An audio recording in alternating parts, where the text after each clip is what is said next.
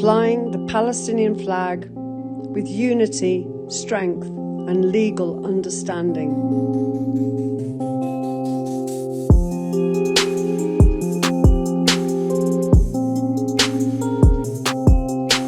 In accordance with the UK Town and Country Planning Regulations established in 2007, the flying of national flags of any country does not require planning permission, provided certain conditions are met. While some restrictions exist relating to flagpoles, obstruction of light, road visibility and location, the general rule is clear. The display of a national flag from one's own property is permissible, as long as it does not obstruct a neighbour's access, or cover their windows or doors, or extend into their garden, block communal entrances, endanger public safety, or obscure street and traffic signs. According to the Public Order Act 1986, flying a flag is permissible as long as it does not promote racial or religious hatred, provoke violence, or encourage public disorder. Additionally, displaying a product for advertising purposes without permission is prohibited. With these considerations in mind, the act of displaying the Palestinian flag is legal, akin to the display of the Ukrainian flag or the use of Ukrainian colours on properties.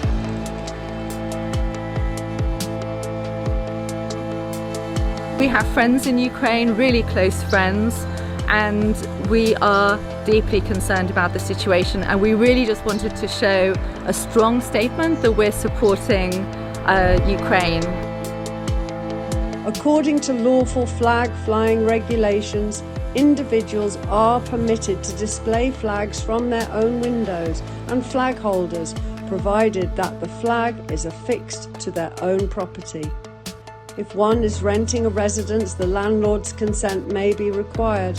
However, for property owners, there are no restrictions on the number of flags that can be displayed.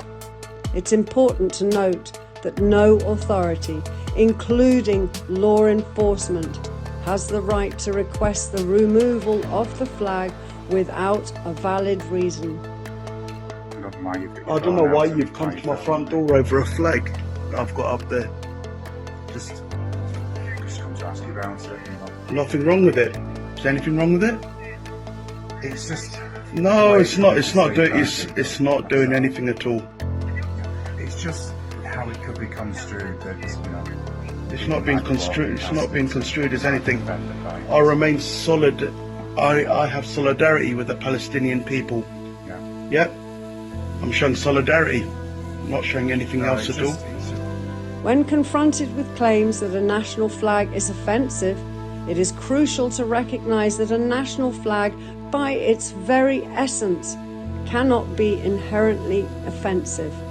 For instance, it is not reasonable to compel a Russian family residing next to a Ukrainian family to remove their national flag. A national flag symbolises a country and its people, and should not be attributed with covert or implicit connotations.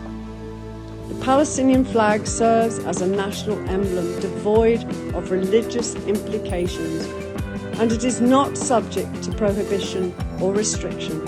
It does not advocate for any particular political faction or support unlawful actions, but rather serves as a representation of a sovereign state. Understanding your rights regarding flag flying is essential. Property owners have the right to display any country's flag as long as it is securely presented and does not pose any hazards such as obstructing traffic or being susceptible to wind damage.